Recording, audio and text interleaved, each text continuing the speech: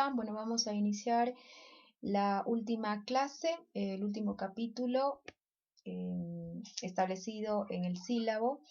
Este tema pertenece al dominio Eukarya.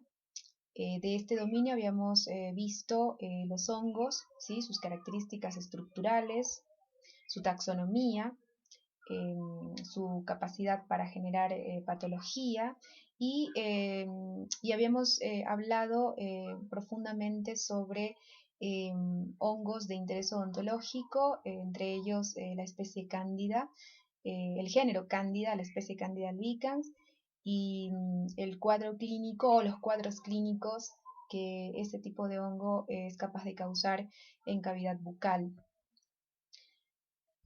Y de este dominio nos quedó pendiente este tema que tiene básicamente más interés médico.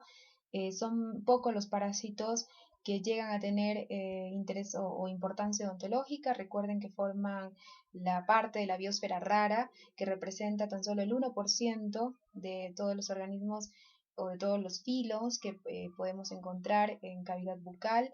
El 99% es bacterioma. Tan solo el 1% corresponde a microorganismos distintos a bacterias y de ese 1% los hongos ocupan pues el papel protagónico, ¿sí? Bueno, esta es la lista de contenidos que vamos a desarrollar en esta clase.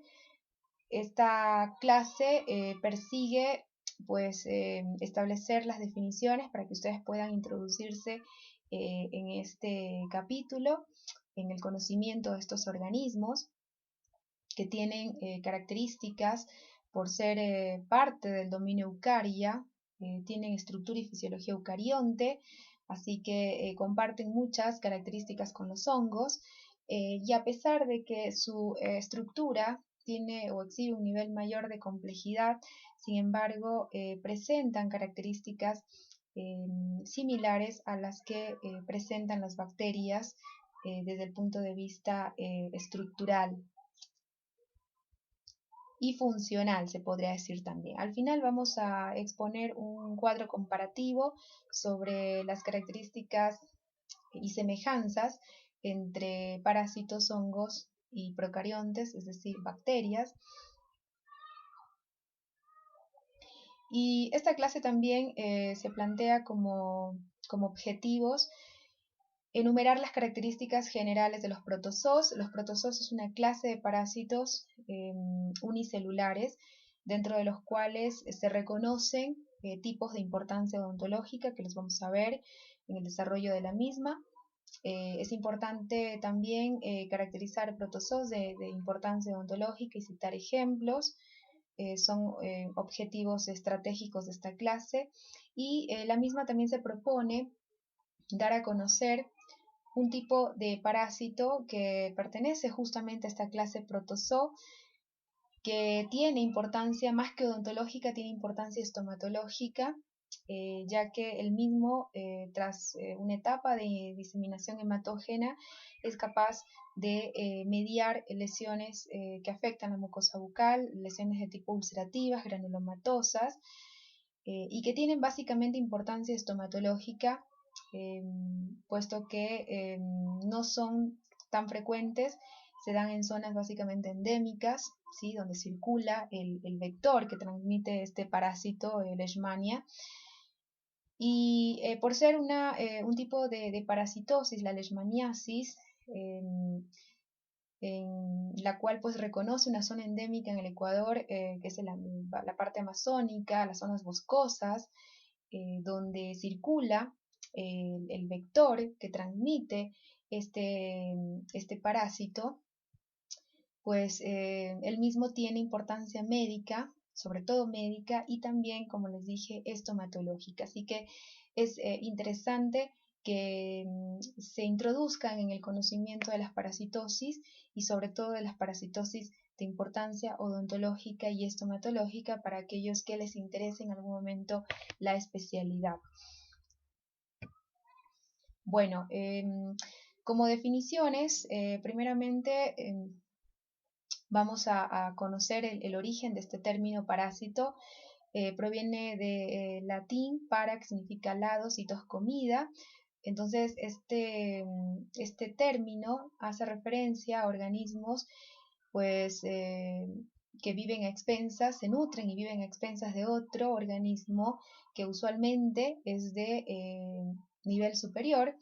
Y desde el punto de vista microbiológico, un parásito o los parásitos son organismos que pueden ser uni- o pluricelulares y que viven a expensas de otro ser, en general de organización superior.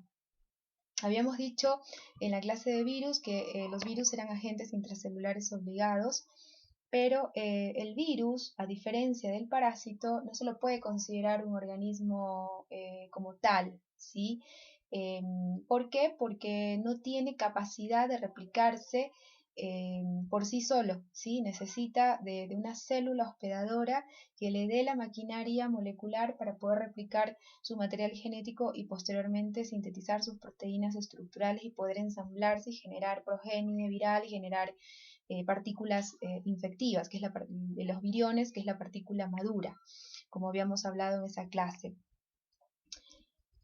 En el caso de los hongos, habíamos dicho que estos son generalmente heterótrofos, ¿sí? Algunos, es decir, que se alimentan de materia orgánica viva y muerta, así que pueden, es decir, desarrollarse el hongo sin la ayuda de un ser superior, ¿sí? O sin la ayuda de un hospedador vivo, ¿sí? O un ser vivo.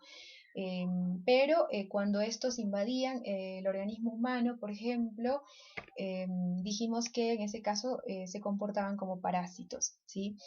Los parásitos, salvo muy pequeñas, pero muy pequeñas excepciones, esto es importante en la definición, salvo muy, pero muy pequeñas excepciones, los parásitos son organismos que sí o sí necesitan, más o menos tendrían un comportamiento, una fisiología similar a los virus, ¿sí? Necesitan de un organismo superior para poder vivir, para poder desarrollarse, para obtener el alimento, los nutrientes y poder dividirse.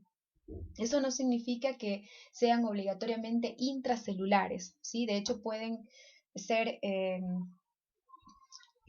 extracelulares, eh, pueden ser inclusive hay el grupo de los ectoparásitos que no invaden los tejidos humanos, sino que se colocan sobre el hospedador, como por ejemplo las garrapatas, los piojos, que son considerados parásitos porque se nutren de un ser vivo, ¿sí? Como es el humano, por ejemplo, o como es o como son los perros, ¿no? Otro tipo de mamífero. Bueno, entonces esa distinción es importante. Los hongos pueden comportarse como parásitos cuando lo hacen, cuando invaden el organismo humano, habíamos dicho eso, pero pueden muchos desarrollarse sin el hospedador humano. De hecho, existen en el ambiente inclusive. Entonces no se los considera parásitos estrictamente. Pueden tener comportamiento parásito, ¿sí? Cuando invaden el organismo, pero en el caso de los parásitos, salvo muy, pero muy pequeñas excepciones, son organismos que necesitan de un ser vivo, generalmente de nivel superior, de mayor complejidad, para poder realizar todo su ciclo vital, ¿sí? ¿Qué quiere decir que puedan realizar todo su ciclo vital? Bueno, que puedan ejercer, puedan llevar a cabo, desarrollar todas las fases evolutivas hasta llegar a convertirse en un organismo, una célula o en un organismo maduro capaz de infectar nuevas células, ¿sí? Capaz de adquirir una capacidad o habilidad infectiva, ¿sí? Ahora bien, esta dependencia de un parásito por un organismo vivo, generalmente de nivel superior, para poder nutrirse y desarrollarse, es usualmente específica, o sea, no es algo aleatorio o al azar, no es que cualquier parásito puede eh, eh, pues, interactuar o establecer asociaciones con otro ser vivo, ¿sí? Son por lo general asociaciones específicas, ¿sí? Es decir, que tendrían cierta afinidad o tropismo.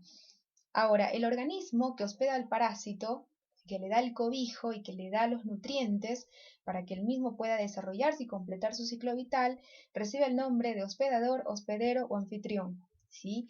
Ahora, en cuanto a la taxonomía, los parásitos, dijimos que desde el punto de vista microbiológico son organismos que pueden ser unicelulares o pluricelulares. En ese aspecto se asemejan a los hongos. Recuerden que los hongos también podían ser organismos de talo unicelular, de cuerpo unicelular o de cuerpo pluricelular, ¿sí? Como por ejemplo los hongos filamentosos, ¿no? Los hongos miceliales son todos pluricelulares. Y por ejemplo, las levaduras dijimos que eran organismos unicelulares, aunque hay excepciones como Candida albicans que tiene pues capacidad de hacer dimorfismo, es decir, de hacer este switching fenotípico, pasar de levadura a crecimiento hifal. Bueno, en el caso de los parásitos también se reconocen parásitos unicelulares como los protozoos, ¿sí? Los cuales pertenecen al dominio Eukarya, pero forman un reino independiente, el reino protista. Entonces, el reino protista, dominio Eukarya, pues concentra a todos los parásitos unicelulares. ¿Y cuáles son los parásitos unicelulares? Un solo grupo, los llamados los famosos protozoos. Y dentro de esta clase de parásitos que son unicelulares encontramos los grupos que básicamente, o los filum, géneros y subgéneros que en general tienen importancia ontológica y son los que vamos a desarrollar en esta clase. Los parásitos pluricelulares, si bien pertenecen también al dominio Eukarya, pero estos, por tener un mayor nivel de complejidad estructural, forman parte del reino Animalia, ¿sí? Y en este caso comprenden dos tipos nada más, los helmintos o gusanos y los artrópodos, ¿sí?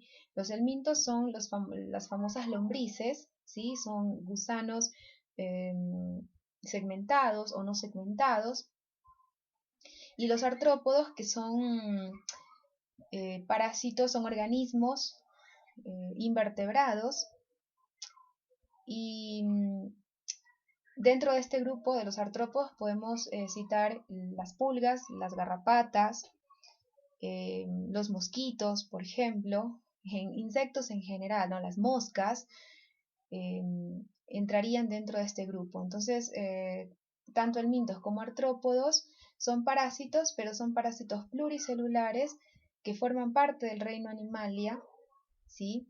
Y recuerden que el dominio Eukarya comprende varios reinos, ¿no? El reino fungi, que alberga los hongos, el reino protista con los protozoos, el reino plantae, las plantas o vegetales, y el reino Animalia. Dentro de este reino están diversos tipos de animales, entre ellos el hombre, que es en este caso el animal con nivel superior, con capacidad de raciocinio, pero están también otros animales, ¿sí? Tanto vertebrados como invertebrados, y dentro de los invertebrados entran los artrópodos y los helmintos. Bueno, entonces, como dijimos, que los parásitos son organismos vivos que requieren de otro ser, que viven a expensas de otro ser y que lo necesitan para poder cumplir su ciclo vital. Entonces, se establece una asociación, obviamente, entre el parásito y el organismo hospedador o anfitrión, y esa asociación biológica puede ser de tres tipos, puede ser simbiosis del tipo del mutualismo o comensalismo. La simbiosis es un tipo de asociación biológica en la cual los dos organismos participantes obtienen beneficio mutuo, pero esa asociación es vital para la subsistencia de ambos. Como ejemplo de ello podemos hablar de las interacciones hongos-algas para formar los líquenes, o de interacciones bacterias-protozoos que se establecen en el intestino humano, por ejemplo, que en este caso la asociación estaría entre bacterias y protozoos que colonizan el intestino. Entonces el beneficio es para ambos. Cuando el beneficio es para ambos, la asociación biológica se denomina simbiosis. En el caso del mutualismo, es el tipo de asociación biológica que alude a una relación en la cual ambos participantes, ambas partes, pues obtienen beneficio mutuo. Sin embargo, esa asociación no es vital para la subsistencia, ¿sí? O sea, los dos se benefician, pero no es vital esa asociación para ninguno de los integrantes, ¿sí? Pueden estar asociados como no. El no estar asociados no implica la muerte, pero cuando están asociados obtienen beneficios, como por ejemplo las termitas. Es un tipo de animal en cuyo intestino aloja un tipo de parásito que pues le permite degradar la madera. O sea, el beneficio que obtiene la termita es degradar la madera cuando alberga parásitos en su intestino. Entonces es un beneficio que obtiene la termita, y seguramente los parásitos que están colonizando el intestino de este animal también se benefician porque están recibiendo nutrientes. Entonces los dos se benefician. Pero las termitas pueden seguir viviendo, pueden seguir desarrollándose sin tener o sin estar colonizadas por estos parásitos en su intestino. Y el comensalismo, se habla de comensalismo cuando un organismo se nutre de otro, eh, pero no le provoca trastornos, ¿no? Es una relación, es una asociación en la cual generalmente solo un participante obtiene beneficio, y generalmente ese participante o ese integrante de esta asociación es el comensal. Como por ejemplo, relaciones de comensalismo podemos citar la colonización de distintos parásitos en distintos nichos como el intestino, la boca. Por ejemplo, Entamueba gingivalis, que es un protozoo que coloniza cavidad bucal, ¿sí?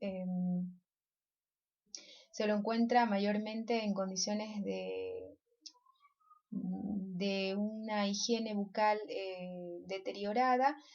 Aumenta mucho la incidencia de colonización en esos casos, con mal control de placa bacteriana, pacientes con mala higiene, con enfermedad periodontal. Sin embargo, pues cuando está en bajo nivel, Entamueba gingivalis presente en la boca, cuando está en baja densidad, pues no genera perjuicio para el humano, y solo el parásito, en este caso Entamueba gingivalis, pues obtiene beneficio de estar en ese nicho llamado cavidad bucal. ¿Por qué? Porque le da nutrientes que le permiten cumplir o completar su ciclo vital. Y otro ejemplo es el caso de parásitos intestinales típicos como Entamueba coli, que coloniza el intestino humano, ¿sí?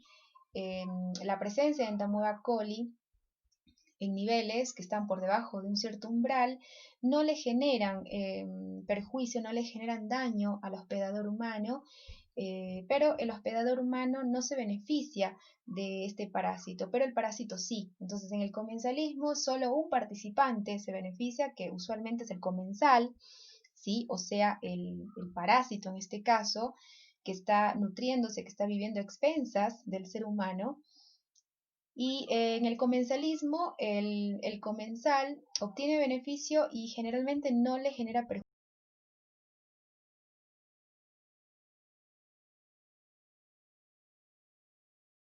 ¿sí? Pasaría pues ya a la patología, ¿sí?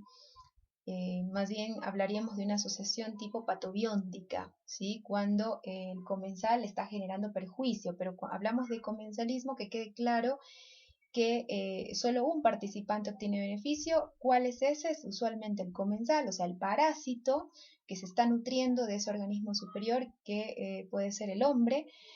Y, y bueno, generalmente en el comensalismo no hay acción patógena, o, el comensal en este caso no le genera perjuicio al hospedador, al anfitrión. Bueno, se reconocen dos tipos de parasitismo: el parasitismo obligado y el parasitismo facultativo. El parasitismo obligado es aquel en el cual pues, el parásito no puede subsistir si no es con la ayuda de uno o más hospedantes o anfitriones. Es decir, que en el parasitismo obligado, el organismo, el parásito, sí o sí necesita de un hospedador, de un anfitrión para poder completar su ciclo vital. Pueden ser uno o pueden ser varios. Y justamente según las características, la forma en que se dé este parasitismo, esta dependencia, hablamos de parasitismo obligado permanente, parasitismo obligado temporario, parasitismo obligado periódico. En el parasitismo obligado permanente, pues en este caso el parásito debe realizar o realiza todo su ciclo evolutivo en otro organismo. Ese es el tipo de parasitismo permanente, es decir, el parásito completa todo su ciclo evolutivo en un organismo, ¿sí? Necesita sí o sí de un organismo generalmente superior para poder desarrollarse.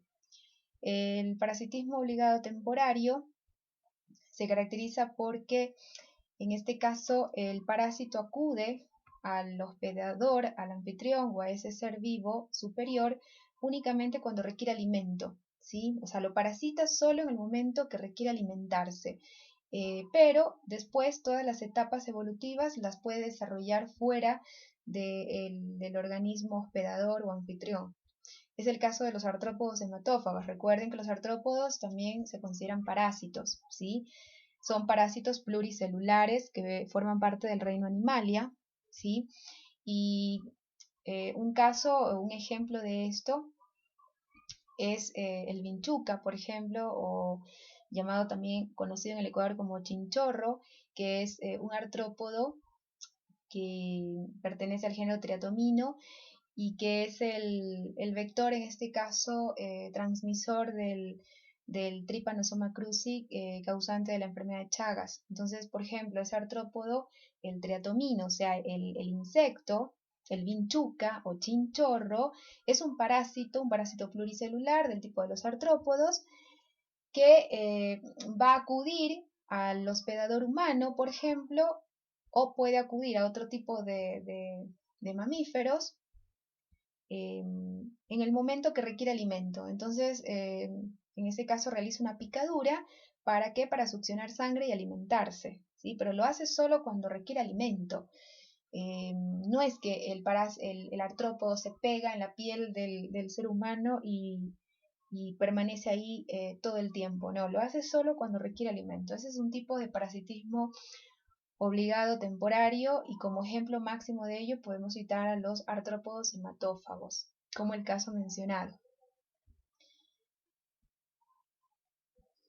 Después tenemos el parasitismo obligado periódico, pues en este caso hablamos de un parasitismo obligado periódico cuando el parásito pues realiza una sola etapa de su ciclo evolutivo en un ser vivo, ¿sí? En un hospedador o anfitrión, como por ejemplo la etapa larvaria de las moscas, ¿sí? Solo la etapa larvaria de las moscas productoras de miasis pues se completan esa etapa, que es una forma de reproducción asexuada. Solo esa etapa de todo su ciclo evolutivo la desarrollan en este caso en el hospedador humano, por ejemplo, o en otro tipo de reservorio, otro tipo de hospedador, como por ejemplo los caninos, los perros, y el resto de las etapas o las etapas restantes de su ciclo la completan fuera del hospedador. Y el parasitismo facultativo se llama así, y justamente aquí está la excepción que les mencionaba al inicio, pues hace referencia a aquellos parásitos que tienen la facultad, que tienen la capacidad de desarrollar todo su ciclo evolutivo dentro de un hospedador, o sea, a expensas de un hospedador o ser vivo, o pueden hacerlo sin la ayuda de él, o sea, pueden completar todo su ciclo evolutivo fuera o sin la necesidad de un ser vivo.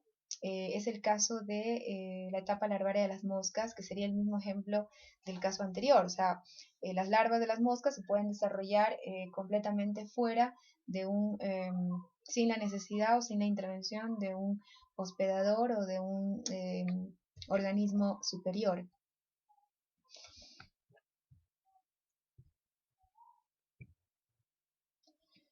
Bueno, ¿a qué le llamamos ciclo biológico? Ciclo biológico le llamamos a la sucesión de estadios o mudas o de etapas que le permiten a un parásito llegar a un hospedador, multiplicarse dentro de él y adquirir lo que les mencionaba previamente, ese estado infectante con el fin de perpetuarse. ¿Sí? Entonces, el ciclo biológico o ciclo vital de un parásito son todas las etapas por las que tiene que pasar ese organismo hasta alcanzar esto, hasta alcanzar el estado infectante. ¿Para qué? Para poder justamente persistir, para poder perpetuarse. ¿Sí? Si no alcanza el estado infectante, no puede entrar a una nueva célula o no puede ingresar a un nuevo organismo y no puede perpetuarse, no puede persistir. Ahora, según el número de hospedadores o de anfitriones que necesite el parásito para poder completar su ciclo vital, ¿sí? Y adquirir este estado infectante, se clasifica el ciclo biológico en dos tipos, monoxénico y heteroxénico. Hablamos de un ciclo monoxénico cuando el parásito es de evolución directa o de evolutiva directa, es decir, que todo su ciclo vital lo realiza en un solo hospedador. Si es así, hablamos entonces de un parásito de ciclo monoxénico o de evolución directa, pero aquellos parásitos que utilizan dos hospedadores o más de un hospedador para completar todo su ciclo evolutivo, son entonces parásitos de ciclo heteroxénico o de evolución indirecta. Y bueno, como ejemplo de parásitos de ciclo heteroxénico podemos mencionar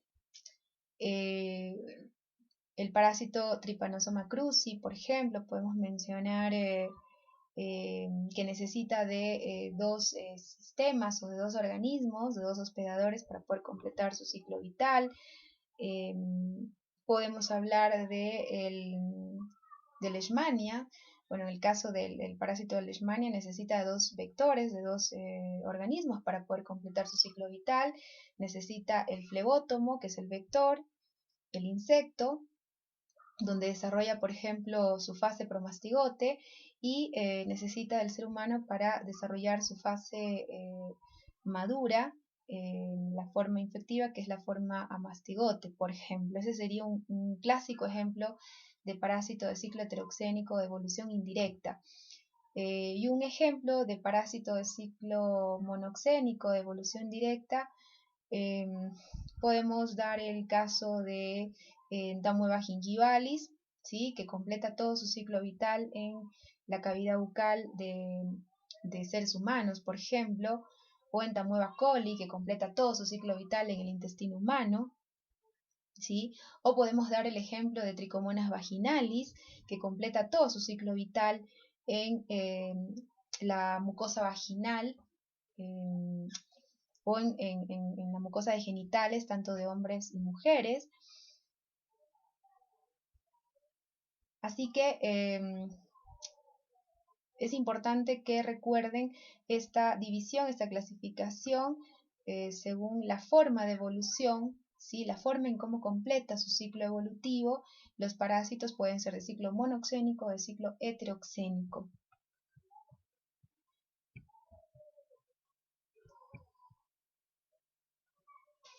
Bueno, en cuanto a la clasificación de los parásitos según su localización y capacidad de invasión, ya algo había mencionado de esto. Estos se clasifican en dos grandes grupos, ectoparásitos y endoparásitos. Esta clasificación hace alusión únicamente a la localización y capacidad de invasión del parásito, ¿sí?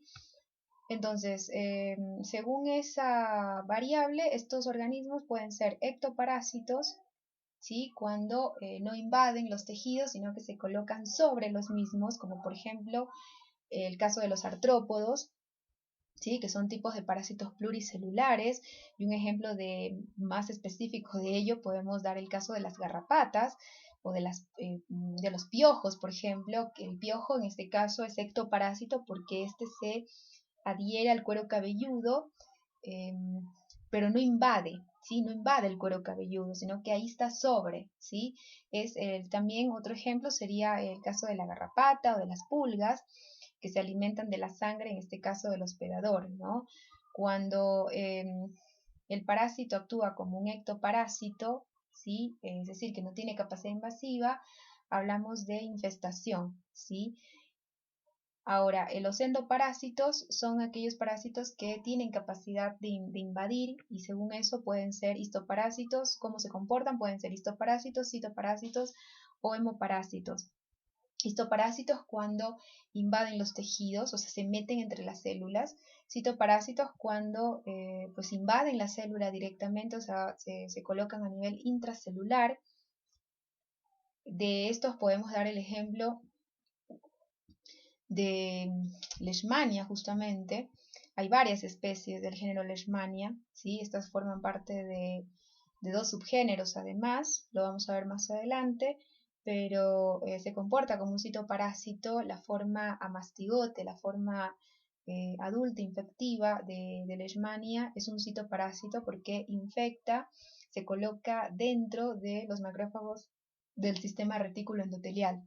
Y también tenemos una tercera categoría de los endoparásitos, los hemoparásitos, que son aquellos parásitos que infectan la sangre, y como ejemplo de eso podemos dar el caso de los parásitos protozoos del género Plasmodium, causante del paludismo, que provoca, por ejemplo, anemia hemolítica, porque son parásitos que infectan el glóbulo rojo, ¿sí?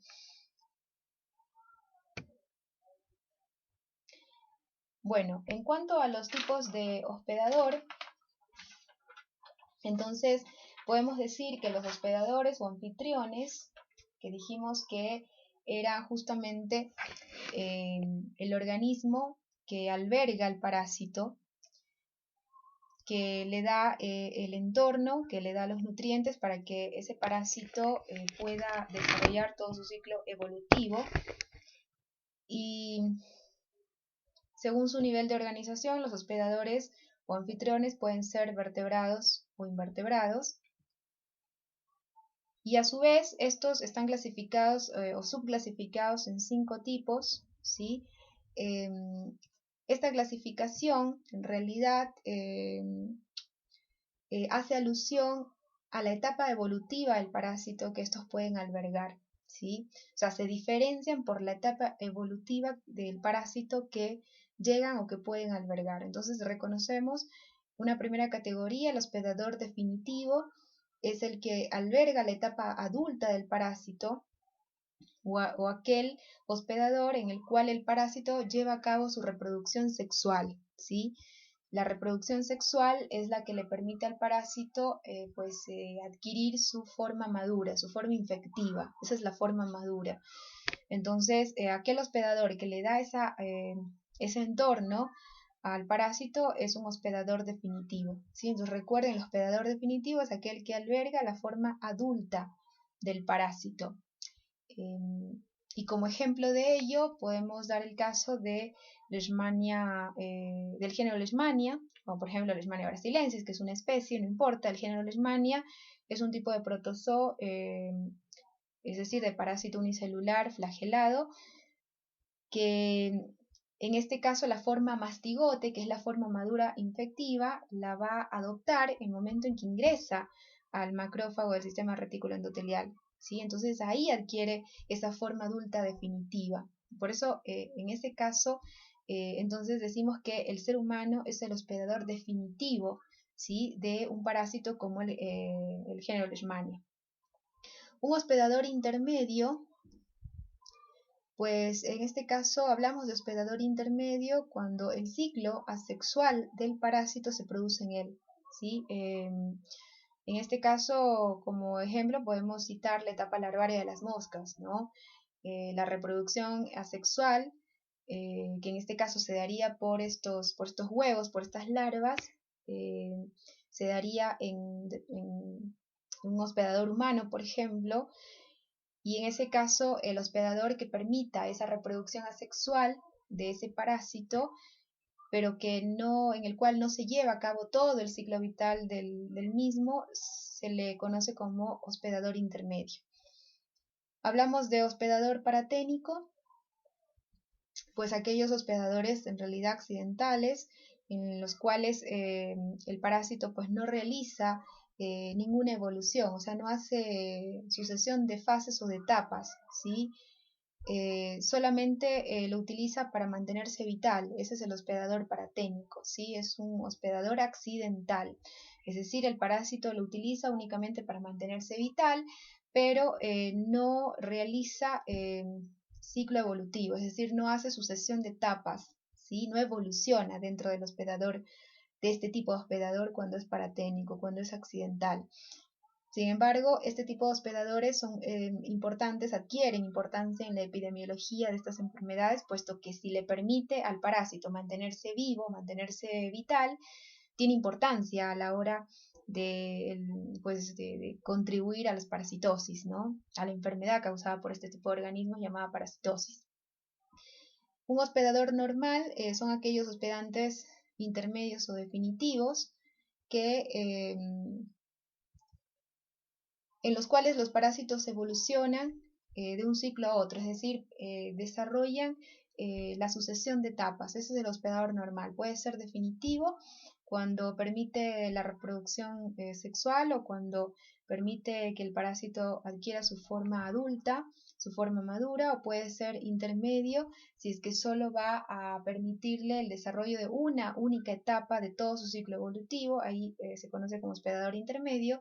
Entonces, el hospedador normal puede ser definitivo, puede ser intermedio, pero en definitiva es el que le permite al parásito realizar esa sucesión de etapas, ¿sí? Lo que no le permite el paraténico. El paraténico no le permite al parásito hacer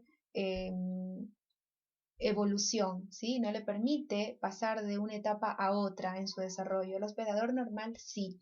El hospedador vicariante pues es un hospedante no habitual, ¿sí? No es común.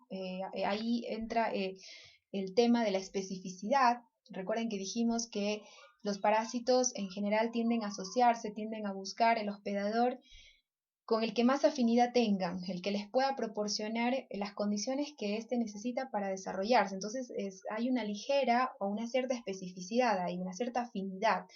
El hospedador vicariante es un hospedador no habitual, sin embargo, puede comportarse como un hospedador normal o habitual, ¿sí? Esa es la característica del vicariante, ¿sí?